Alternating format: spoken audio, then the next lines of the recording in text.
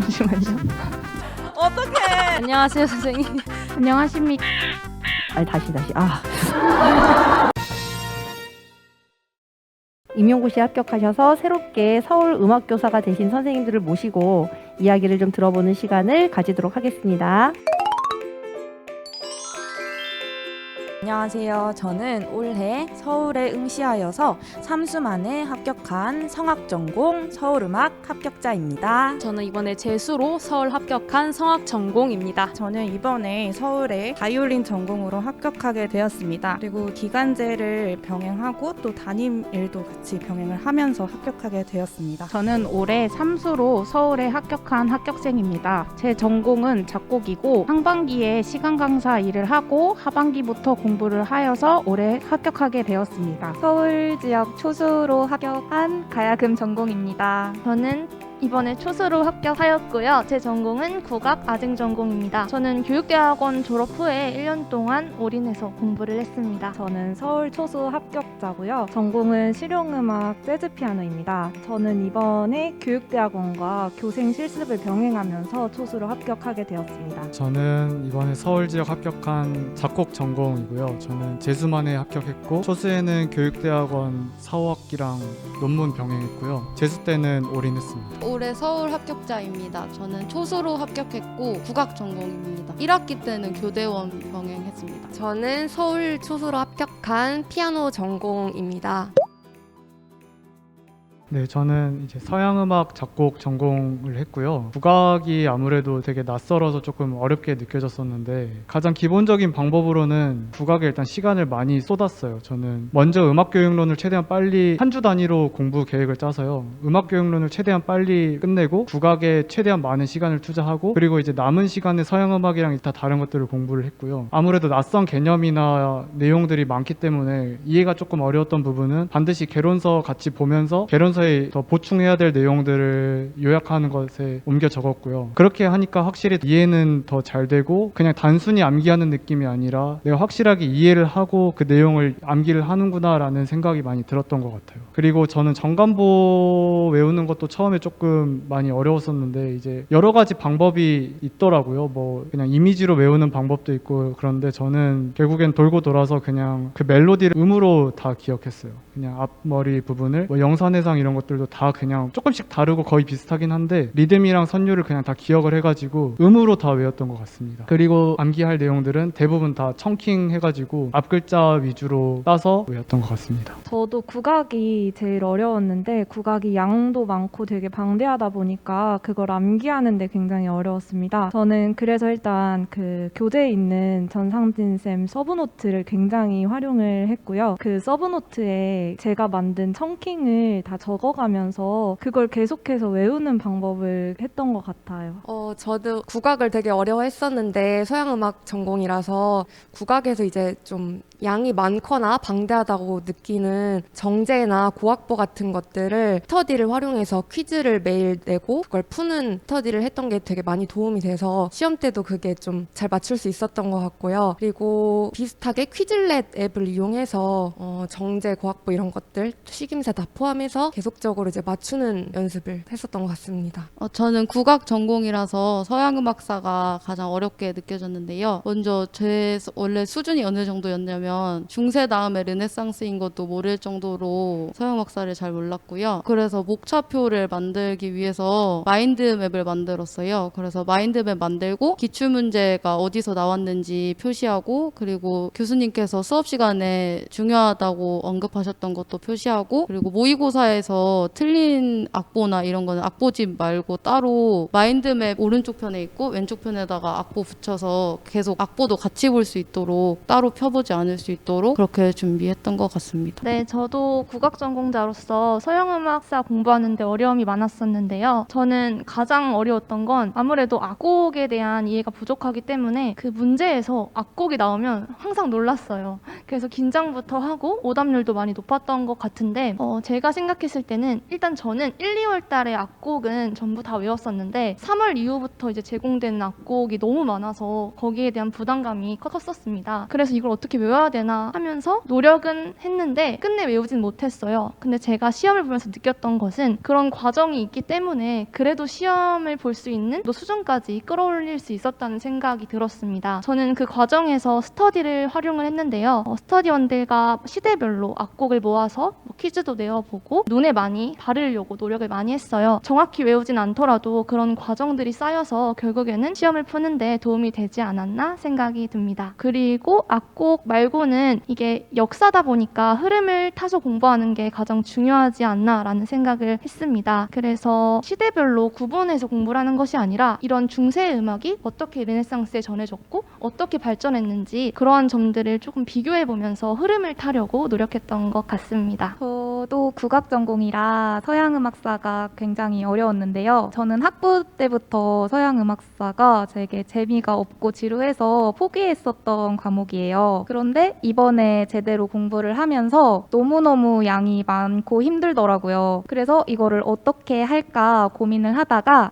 역사 공부를 하듯이 접근을 해보자 했어요. 그래서 역사 공부하듯이 고대부터 중세, 르네상스 이렇게 쭉쭉쭉 선생님이 말씀해 주신 것처럼 흐름을 타면서 이해를 먼저 하려고 노력을 했던 것 같아요. 그래서 교수님 강의를 들으면서 이해를 다 하고 이거를 무조건 암기를 하는 게 아니라 또 복습을 하면서 이해를 하고 그러면서 자연스럽게 체득을 했던 것 같아요. 이렇게 여러 번 반복을 하니까 문제를 풀 때 자연스럽게 생각이 나더라고요. 네, 저는 가장 어려웠던 과목이라기보다 가장 스트레스를 주는 과목이 음악 교육론이었는데요. 어제는 분명히 이해가 됐는데 다음날 읽을 때는 또 다르게 해석이 되는 게 음악 교육론인 것 같아요. 그래서 저는 개론서 우선 3권을 다 읽었고 개론서를 읽으면서 중요한 문장들을 받아 적고 그대로 외우려고 했습니다. 가장 힘든 과목이기 때문에 노량진에 도착하자마자 아침에 후딱 끝내겠다라는 마음으로 가장 처음에 공부하여 모든 내용을 암기하려고 노력했습니다. 음교론이 가장 어려운 과목은 아니었지만 가장 스트레스를 많이 받은 과목인데요. 그래서 저는 음악 교육 철학이 항상 틀리는 문제 중에 하나여서 사실 어떻게 보면은 자연주의 같고 어떻게 보면은 이상주의 같고 이런 부분이 항상 헷갈릴 만한 부분에 있어서는 키워드를 위에다가 크게 적어 놓았습니다. 예를 들어서 모의고사 때 나는 이거를 이상주의라고 생각했는데 교수님이 다른 방향으로 설명을 하셨다라는 부분이 있으면 그 문장을 그대로 전상진 선생님 서브노트 위에 적어 놓거나 아니면 키워드 같이 생각되는 부분을 빨간 펜으로 따로 위에 적어 놔서 나중에 문제를 풀 때도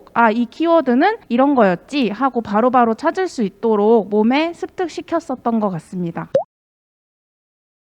네, 우선 저의 하루 공부 시간을 상반기와 하반기 나누어서 말씀드리겠습니다. 우선 상반기의 경우 아침 8시부터 11시 이렇게 밤 11시까지 중간에 식사 시간, 쉬는 시간, 그리고 실기 연습 시간을 제외하고 일요일을 휴식한 시간을 뺀 총 11시간에서 12시간 정도 공부를 하였던 것 같습니다. 실기 시간을 상반기 때 7월까지 병행을 했었는데요. 우선은 8시부터 12시까지 오전 공부를 마친 후에 12시에 바로 집으로 귀가를 하여서 점심 식사를 한 후 그리고 실기 연습을 잠 오는 시간인 1시부터 2시까지 진행을 했던 것 같습니다. 그리고 2시부터 5시까지 오후 공부를 하였고 나머지 스터디 시간을 가진 후에 저녁 식사 후 자유 공부로 저녁 시간을 마감했던 것 같습니다. 그리고 하반기에서는 조금 시간을 당겨서 제가 워낙 아침잠이 많은 스타일이라서 스터디를 병행하면서 7시 30분부터 그리고 식사 시간과 나머지 시간을 조금 줄이고 밤 12시까지 한 13시간에서 14시간 정도 공부를 했던 것 같습니다. 마지막은 체력전인데 사실 저는 체력 관리를 잘 못했기 때문에 선생님들께서는 상반기 때 운동을 꼭 병행하시는 것을 추천드립니다. 감사합니다. 네, 저는 하루 일과를 합격수기에 쓰긴 했지만 다시 한번 말씀드리면 5시 반에 일어나서 6시에 밥을 먹고 6시 반에 출발해서 7시 반부터 밤 9시까지 노량진에서 보통 공부를 했는데 사실 밤 밤 9시를 풀로 채우지는 않았고 그중에서 연습 시간이나 혹은 운동 시간을 유동적으로 빼서 공부를 했습니다. 그리고 10시부터 11시까지는 전화 스터디를 진행했습니다. 네, 저는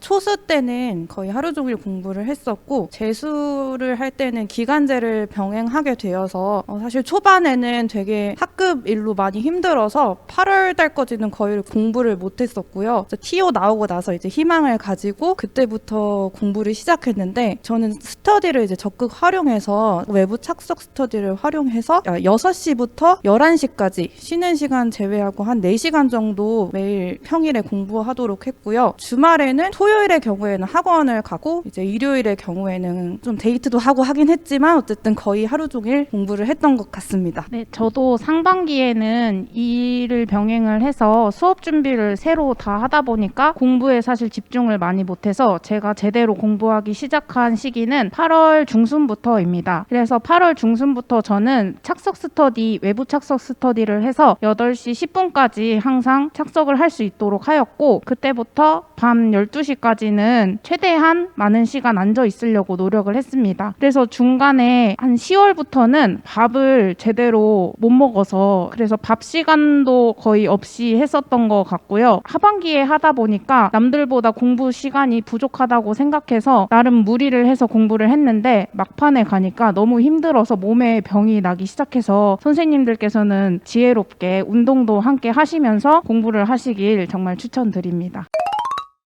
네, 저는 2023년 2월에 교육대학원을 졸업하고 올인을 했는데요. 저는 앞에 선생님들처럼 계획적이지 않은 성격이라서 굉장히 자유롭게 공부를 했던 것 같습니다. 저는 잠도 한 7, 8시간 정도 충분히 자고 늦어도 9시에는 일어나서 공부를 하자 이것만 정해놨었어요. 그래서 오전에 교육학을 하는 걸로 하고 오후에 다 전공으로 시간을 할애했는데요. 전공을 하다 보니까 한 과목을 하는데 점점 시간이 늘어나더라고요. 그래서 상반기까지는 하루에 전공 한 과목 이렇게 했었던 것 같아요. 그렇게 쭉 하다가 이제 8월에 범위한정 모의고사반을 들으면서 하루에 한 과목을 하다 보니까 공부하는 텀이 과목마다 굉장히 길어지더라고요. 그래서 이제 하반기부터는 오후에 전공을 몇 과목씩 하자 이렇게 정해놓고 범위도 어느 정도 쪼개서 그렇게 하려고 했던 것 같습니다. 네, 저는 1월부터 이제 선생님과 직강에 함께 참여하면서 수업을 들었어요. 그래서 아무래도 상반기에는 강의 참여하는 시간이 많다 보니까 공부 시간을 확대하는 게 굉장히 어려웠던 것 같아요. 그래서 저는 이제 수업 끝나고 항상 12시까지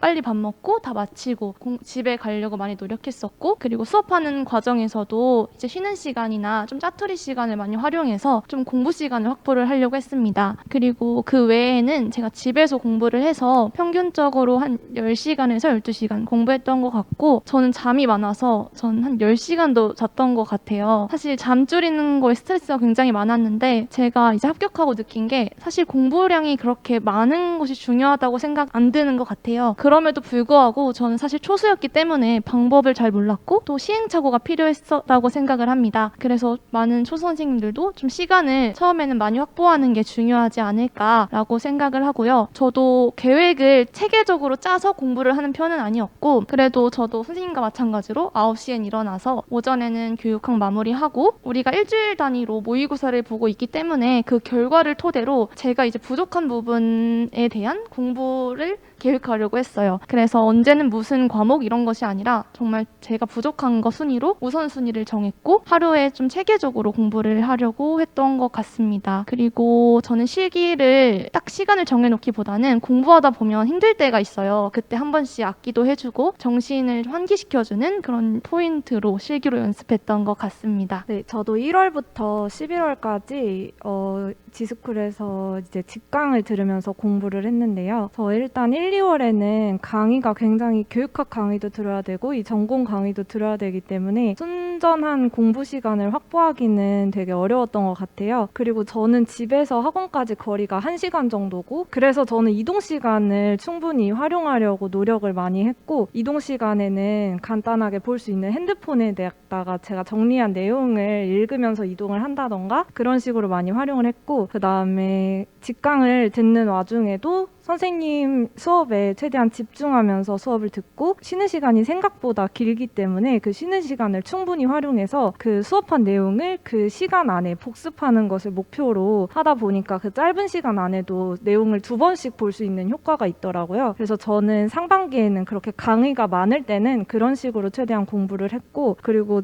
저는 또 5월에 교생 실습을 병행하다 보니까 교생 실습을 병행하는 선생님들께는 그 강의를 절대 밀리지 말라고 추천을 드리고 싶어요. 5월에는 저도 인강으로 잠깐 전환을 해서 들었었는데 그 강의가 밀리면 굉장히 힘들 것 같다고 생각을 했기 때문에 강의를 교생 실습 퇴근하고서 최대한 듣도록 노력을 했고, 그리고 모의고사에는 최대한 직강으로 참여를 해서 매주 모의고사 참석하면서 공부 상황과 제가 얼마나 뭘 못하고 있는지 그런 거를 계속 체크하는 시간을 가졌던 것 같습니다. 그리고 저는 국악이랑 서양음악사 음악교육론 시간을 조금 분배를 해서 매일매일 공부를 했는데요. 저 같은 경우는 3대 2대 1로 약간 분량에 따라서 국악을 3을 비중을 두고 서양음악사를 2, 그 다음에 음악교육론을 1 이런 식으로 시간을 분배를 두고 최소 6시간씩은 매일 공부를 하려고 노력을 했습니다. 그리고 일주일에 한 번씩 일요일이나 주말 중에 하루 정도는 놀아주는 시간을 가지면서 휴식을 취했던 것 같습니다. 일단 저는 주 단위로 공부를 했고요. 저도 6일 공부, 하루 무조건 휴식을 항상 유지해 왔습니다. 그리고 막판에는 2주에 하루 쉬는 정도로 했던 것 같고요. 그때는 사실 그냥 불안해가지고 몸이 안 쉬어져서 그냥 공부했던 것 같아요. 그리고 저는 올해 재수 올인할 때 2월부터 공부를 시작을 했는데 2월에는 뭐 멘탈도 많이 아직 회복이 안 되고 거의 우느라 공부를 못했고요. 3월부터 조금 제대로 공부를 시작을 해서 저는 열품타 앱을 켜서 주마다 시간을 채우는 방식으로 공부를 했는데, 제가 이제 그 시간을 보니까 3월에서 5월까지는 주에 40시간에서 45시간, 그래서 하루에 평균 한 7시간 한 것 같고요. 6월에서 8월에는 45에서 50시간 정도 해서 하루에 한 8시간씩 했던 것 같고요. 9월에는 이제 50시간 정도 해서 하루에 8시간 이상, 그리고 10월에서 11월까지는 60시간, 주에 60시간씩 해서 하루에 10시간 이렇게 했던 것 같아요. 그리고 저는 이제 매일 루틴이 아침에 일단 눈을 뜨면 바로 밥을 먹고요. 그리고 바로 저는 헬스장 갔습니다. 상반기 때는 그래도 근력 운동 이런 거 했는데 하반기 때부터는 거의 그냥 스트레칭하고 잠 깨러 갔던 것 같아요. 아침에 공부를 한 8시 반 정도 시작을 했던 것 같아요. 그래서 공부하고 점심 먹고 그냥 공부하고 저녁 먹고 공부하고 해서, 네, 저는 딱히 따로 다른 스터디는 안 했고 그냥 이런 일상으로 살았던 것 같습니다. 네, 저는 1학기에는 교대원을 병행했어가지고 1학기 종강 전하고 이후하고 좀 스케줄이 다른데요. 1학기 종강 이전에는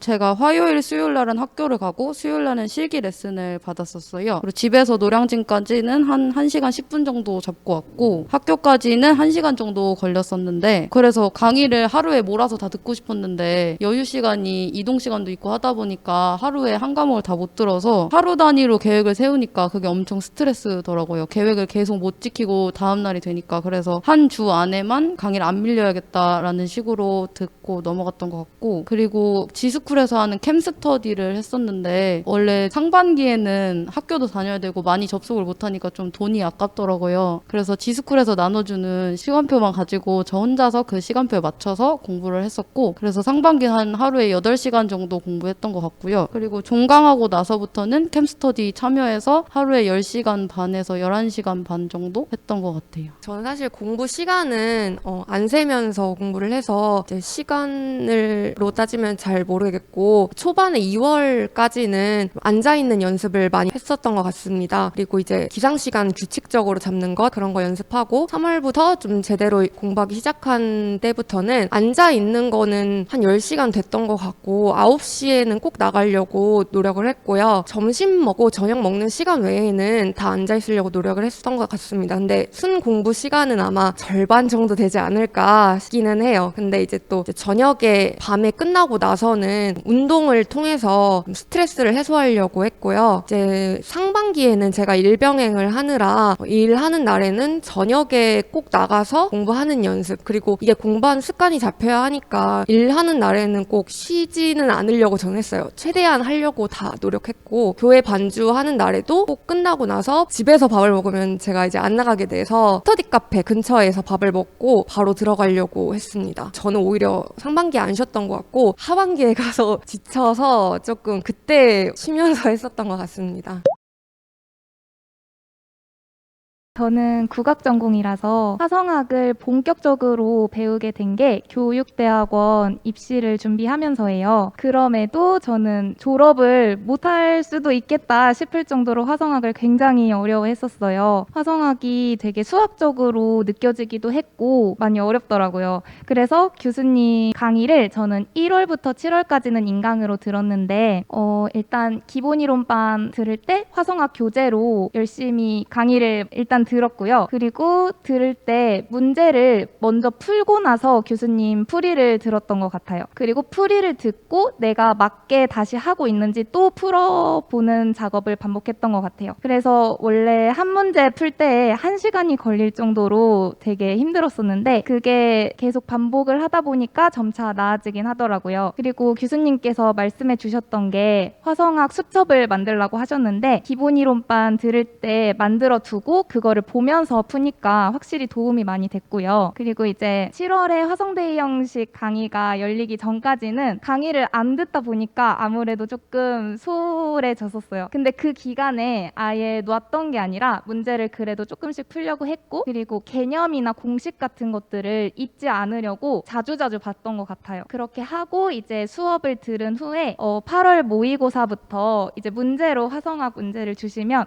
다 틀렸었어요. 처음에 진짜 다 틀리고 이게 뭐야 하고 다시 공식 보고 개념 보고 이렇게 공부를 했는데 문제로 계속 주시니까 나중에는 문제를 보면은 이거 이렇게 풀었었지 이 감이 생기더라고요. 정말 신기했는데 네 그렇게 하면서 조금 감을 잡고 계속 문제로 연습을 하고 그리고 꼭 다시 풀어봤던 것 같아요. 어려웠던 거는 2번, 3번도 풀어봤던 것 같고 그리고 교재를 교수님이 주시는 프린트를 주로 많이 했던 것 같아요. 그거를 풀이를 해주시는 거를 내가 이거를 외우다시피 할 정도로 다시 풀어봤었고 그렇게 하니까 이번 시험에서는 감사하게도 화성학 때문에 점수가 나가진 않았던 것 같아요.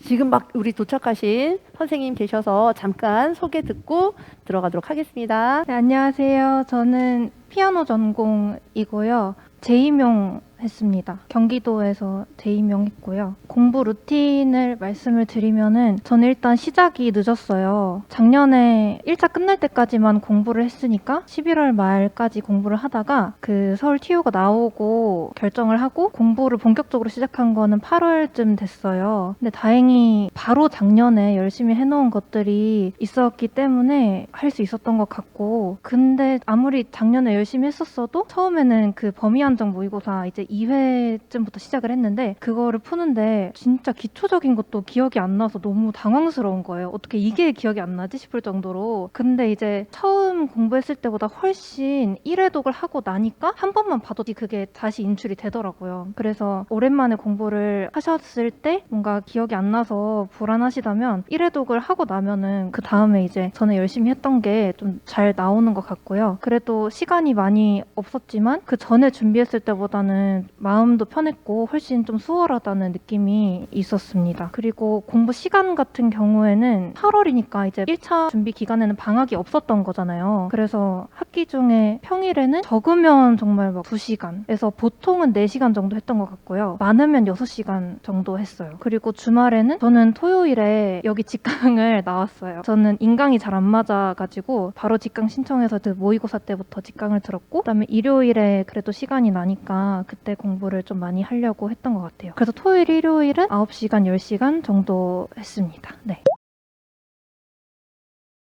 네, 저는 삼수다 보니까 불안감도 많이 받고 실수할 때 남들보다 스트레스를 굉장히 많이 받았는데요. 사실 건강한 방법은 아닌 것 같지만 저는 스트레스 받을 때마다 울면서 해소를 했었던 것 같습니다. 사실 그때는 너무 괴로운데 울고 나면 이제 울었으니까 다시 공부하자라는 마음이 들어서 저는 제 감정에 솔직하면서 울 때는 울고 공부할 때는 공부하고 또 너무 많이 힘들고 그 공부하는 공간이 답답하면은 강아지를 데리고 산책을 나갔었어요. 그래서 강아지랑 짧게 10분, 20분이라도 산책을 하면서 좀 자연 풍경도 보고 그러면서 힐링을 했었던 것 같습니다. 네, 저도 스트레스를 조금 많이 받았었는데 저는 특히 모의고사 기간에 이제 저의 자신과 비교를 하는 것이 아니라 이제 다른 선생님들의 등수를 보면서 많이 부러워하기도 했고 그리고 그 비교를 저 스스로 하면서 많이 스트레스를 받았던 것 같습니다. 지나고 나서 보면은 그거는 저 혼자만 아는 스트레스고 이제 사실 그렇게 스트레스 받을 필요가 없는데 아무래도 이게 등수가 나오다 보니까 스트레스를 받았었는데 저는 감사일기를 쓰기 시작하면서부터 스트레스가 많이 없어졌어요. 하루에 공부를 다 마치고 이제 저 혼자 생각을 하면서 하루에 있었던 감사한 일들을 몇 가지 적어보면서 저는 잠이 많기 때문에 정말 사소한 것부터 오늘 제 시간에 일찍 일어나게 해주셔서 감사합니다. 이거부터 시작해서 정말 건강한 멘탈이나 아니면 체력을 주셔서 감사합니다. 이렇게 감사일기를 작게나마 쓰기 시작하면서부터 스트레스가 조금씩 괜찮아졌었고 그리고 모의고사에서 스트레스는 물론 받을 수 있지만 저는 이제 후반기에는 저의 지난주 그리고 지지난주랑 최대한 비교를 하려고 했었던 것 같아요. 그래서 지난주와 비교해서 점수가 올랐거나 아니면 실수가 줄어드는 것에서 감사함을 느낄 수 있었고 이제 그것을 마지막 멘탈 관리까지 할 수 있었던 것 같습니다.